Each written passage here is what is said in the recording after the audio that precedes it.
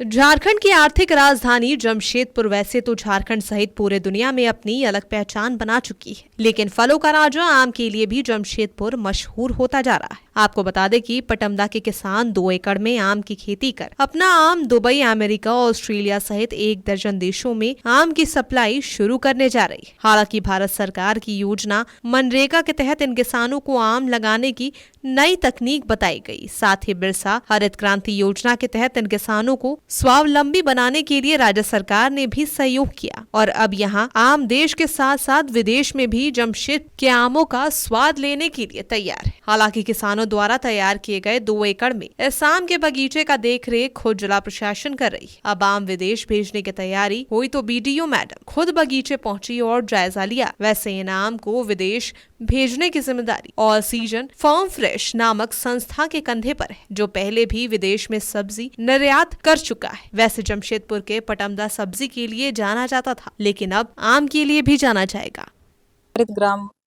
योजना सरकार की पूरे झारखंड में चलाई जा रही है, तो उसी के तहत है ये। अशोक कुमार महतो दिघी गांव के लाभुक हैं, जिनका 2 एकड़ में आम बागवानी किया गया है।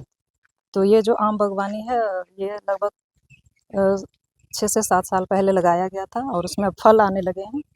तो कभी कभी होता ये है कि जो लाभुक हैं उनको बाजार नहीं मिल पाता है। तो ऐसी स्थिति में हमारे डीसी सर और डीडीसी सर की पहल पर इस बार जो क्रेता हैं उनको डायरेक्ट लाभुक से जोड़ने की पहल की गई है और जो क्रेता हैं वो डायरेक्ट यहाँ लाभुक के बागान में आते हैं, उनसे मिलते हैं और अपना रेट तय करके वो उनका जो है आम उनको खरीदा। कितनी बड़ी पहल है मैम, इसका लाभ क्या दिख रहा है?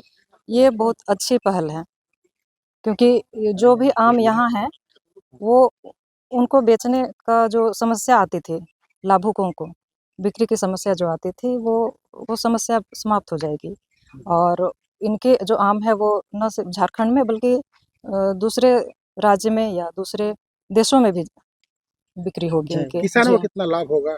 किसानों को लाभ होगा इनका, किसान लाभान्वित होंगे इनसे।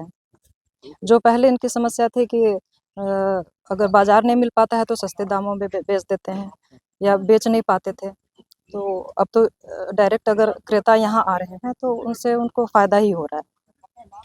यह आम सिर्फ देश ही नहीं बल्कि विदेशों तक पहुंचाया जा रहा है, जबकि मनरेगा के तहत 5 साल तक देखरेख की जिम्मेवारी प्रशासन और किसान की है। हालांकि उसके बाद प्रशासन की जिम्मेदारी खत्म होगी, लेकिन अभी भी किसानों को कोई बाध्य नहीं। ये बगीचा मनरेगा के तहत झारखंड सरकार का बिरसा हरित क्रांति के तहत है। तो हमारे जिला के उपायुक्त और डीसी सर डीडीसी सर का प्रयास है, क्योंकि पहले जो ये किसान थे ये लोकल जो बाज़ार में बेच दिया करते थे, तो उनको उच्चतम मूल्य नहीं मिलता था। तो डीडी और डीडीसी सर का प्रयास था कि उनको डायरेक्ट विक्रेता से जोड़ा जाए और उनका सही मूल्य देखा जाए।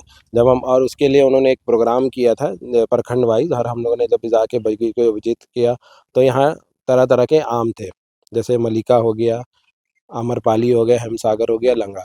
तो आम की क्वालिटी अच्छी थी और फार्मिंग भी अच्छे तरीके से किया गया था। तो हमारा प्लान है कि जमशेदपुर उसके आसपास के इलाके और देश और विदेश में भी इस आम को भेजा जाए।